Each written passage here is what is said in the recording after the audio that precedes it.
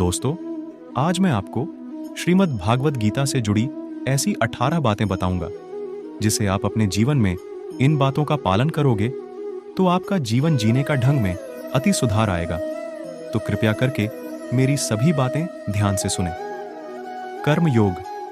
कर्म योग का अर्थ है कर्म का फल न चाहते हुए कर्तव्य का पालन करना। गीता में श्री कृष्ण अर्जुन को कर्म योग का महत्व समझाते हैं।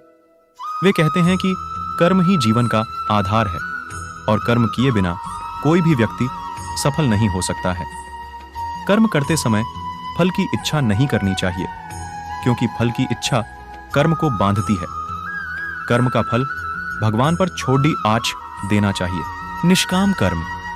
निष्काम कर्म का अर्थ है फल की इच्छा त्याग कर कर्म करना। गीता में श्री कृष्ण अर्जुन को निष्काम कर्म का महत्व समझाते हैं। वे कहते हैं कि कर्म करते समय फल की इच्छा नहीं करनी चाहिए, क्योंकि फल की इच्छा कर्म को बांधती है। कर्म का फल भगवान पर छोड़ देना चाहिए। समत्व। समत्व का अर्थ है सुख दुख, लाभ हानि आदि में समान रहना। गीता में श्री कृष्ण अर्जुन को समत्व का महत्व समझाते हैं। वे कहते हैं कि जीवन में सुख दुख, लाभ हानि आदि आते रहते हैं। इन सब में समान रहना चाहिए और इनसे प्रभावित नहीं होना चाहिए। संतोष। संतोष का अर्थ है जो प्राप्त है उसमें संतुष्ट रहना। गीता में श्री कृष्ण अर्जुन को संतोष का महत्व समझाते हैं। वे कहते हैं कि जो प्राप्त है उसमें संतुष्ट रहना चाहिए और अधिक की इच्छा नहीं करनी चाहिए। आत्मसंयम। आत्मसंयम का अर्थ है इंद्रियों पर नियंत्रण रखना। गीता में श्री कृष्ण अर्जुन को आत्मसंयम का महत्व समझाते हैं। वे कहते हैं कि इंद्रियां मन को भटकाती हैं, इन पर नियंत्रण रखना आवश्यक है। श्रद्धा। श्रद्धा का अर्थ है भगवान पर विश्वास रखना। गीता में श्री कृष्ण अर्जुन को श्रद्धा का महत्व समझाते हैं। वे कहते हैं कि भगवान पर विश्वास रखना आवश्यक है। भक्ति। भक्ति का अर्थ है भगवान के प्रति समर्पण भाव रखना। ज्ञान।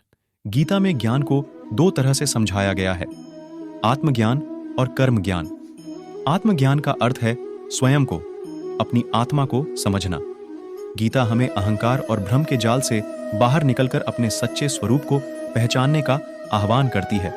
दूसरी ओर कर्म ज्ञान का अर्थ है कर्म और उसके परिणामों को सही रूप से समझना। यह ज्ञान हमें सही कर्म चुनने और उनका निष्काम भाव से पालन करने में मदद करता है। विवेक। विवेक का अर्थ है सही और गलत का निर्णय करने की क्षमता। गीता हमें धर्म अधर्म, सत्य असत्य, मोक्ष बंधन आदि को समझने का विवेक विकसित करने का उपदेश देती है। इस विवेक के द्वारा ही हम अपने जीवन का सही दिशा दे सकते हैं।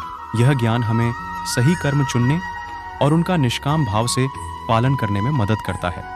विवेक। विवेक का अर्थ है सही और गलत का निर्णय करने की क्षमता। गीता हमें धर्म अधर्म, सत्य असत्य, मोक्ष बंधन आदि को समझने का विवेक विकसित करने का उपदेश देती है। इस विवेक के द्वारा ही हम अपने जीवन को सही दिशा दे सकते हैं। धैर्य। धैर्य का अर्थ है धीरता और संयम रखना। गीता हमें सिखाती है कि जीवन में कठिनाइयां और चुनौतियां आती रहती हैं। इन स्थितियों में धैर्य बनाए रखना बहुत महत्वपूर्ण है। जल्दबाजी में निर्णय न लेकर धैर्य के साथ परिस्थितियों का सामना करना चाहिए। क्षमा। क्षमा का अर्थ है बुरा करने वाले को माफ करना। गीता हमें क्षमा के महत्व पर बल देती है। क्षमा द्वेष की भावना को खत्म कर मन को शांति प्रदान करती है। क्षमा न सिर्फ दूसरों के प्रति जरूरी है, बल्कि स्वयं के लिए भी आवश्यक है। अहिंसा। अहिंसा का अर्थ है किसी भी जीव को हिंसा न पहुंचाना। गीता अहिंसा को धर्म का मूल आधार मानती है। किसी भी रूप में हिंसा न करने का उपदेश देती है।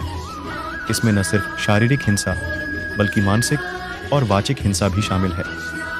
दान। दान का अर्थ है बिना किसी स्वार्थ के जरूरतमंदों की सहायता करना। गीता दान को पुण्य कर्म मानती है। दान से समाज में प्रेम और सहयोग की भावना का विकास होता है। सत्य।